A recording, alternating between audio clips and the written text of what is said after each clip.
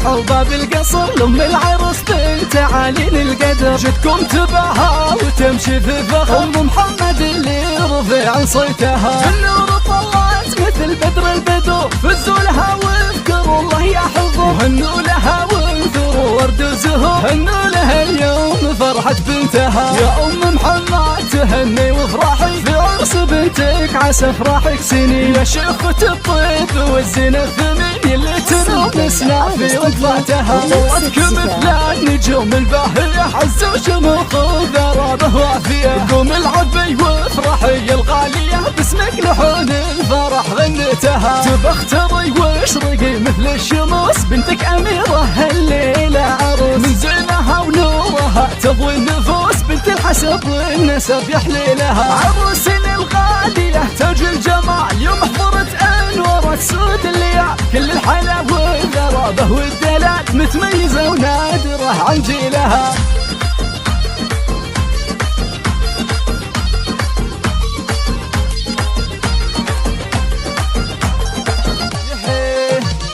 فال السعد يا أميرة ونقول مبروك مبروك يا بنت الأصول، ربة الزين والوجه الخجول، جال السعادة تدوم أوقاتها.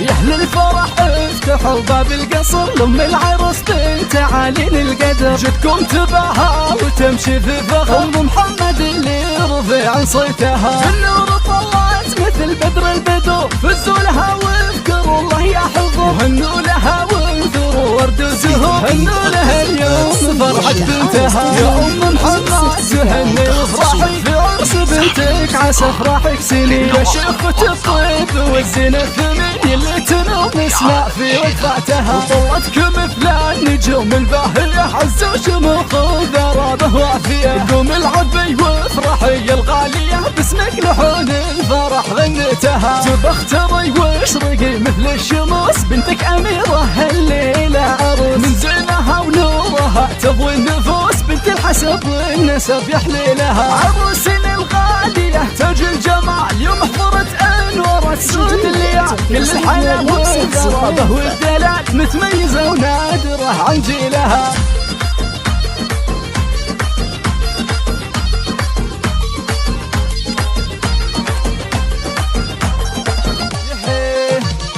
فال السعد يا أميرة ونقول مبروك مبروك يا بنت الأصول، ربة الزين والوجه الخجول، جال السعادة تدوم أوقاتها.